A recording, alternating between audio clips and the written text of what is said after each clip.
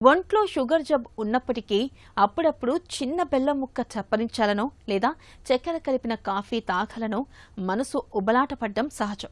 అయితే అమాంతం పెరిగే షుగర్ లెవెల్స్ గుర్తొచ్చి చాలా మంది బలవంతంగా తీపిపై మనసును చంపేసుకుంటూ ఉంటారు.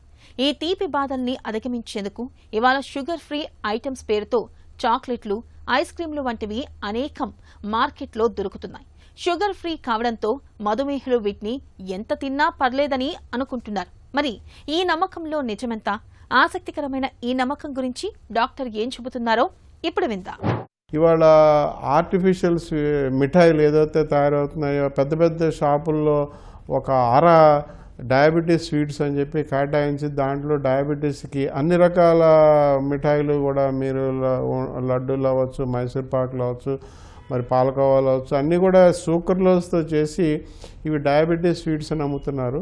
అలాగే కేకులు, ఐస్ క్రీములు కూడా చాలా ప్రాచుర్యంలోకి వచ్చాయన్నమాట. డయాబెటిక్ ఐస్ క్రీమ్ అని, డయాబెటిక్ బిస్కెట్లని, డయాబెటిక్ చాక్లెట్లని, ఇలా రకరకాల ప్రాచుర్యంలో వీటన్నిటిలో సూకర్లోజ్ అనేటువంటి పదార్థం వాడతారనమాట. సూక్రోజ్కి ప్రత్యామ్నాయం సూకర్లోజ్. కానీ సూకర్లోజ్ వాడే వాళ్ళల్లోనే గ్లైకేటెడ్ హీమోగ్లోబిన్ అనేది ఎక్కువ అవుతుంది. అంటే రక్తంలో గ్లూకోజ్ 3 నెలలకు ఒకసారి సగటున మనం చేసేటువంటి పరీక్ష గ్లైకేటెడ్ హీమోగ్లోబిన్. ఇది మామూలుగా 7% మించి ఉండకూడదు.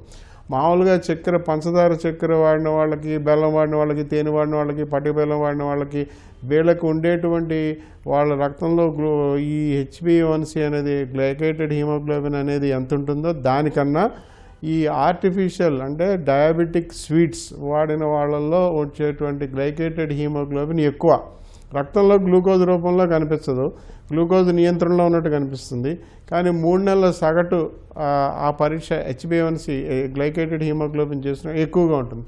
కాబట్టి సూకర్లోజ్ అనేది మనకి నోటికి తీయగా ఉంటుంది తప్ప ఎటువంటి లాభం కలగనివ్వదు. పైగా నష్టాలు కూడా ఉంటాయన్నమాట.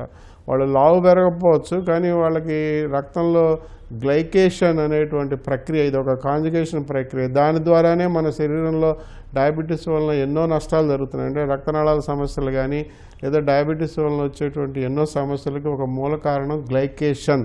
మన గ్లూకోజ్ అనేది ప్రోటీన్తో గట్టిగా పట్టుకుని ఉండటాన్ని గ్లైకేషన్ అంటాం అనమాట. ఇది సూకర్లోజ్ అనేటువంటి పదార్థం ఎక్కువగా తీసుకున్న వాళ్ళలో ఎక్కువగా కనిపిస్తుంది. కాబట్టి మేము ఇవాళ ఎవరిని కూడా ఆర్టిఫిషియల్ స్వీట్నెస్ ఎటువంటి రూపంలో కూడా వాడొద్దు అంటున్నాం.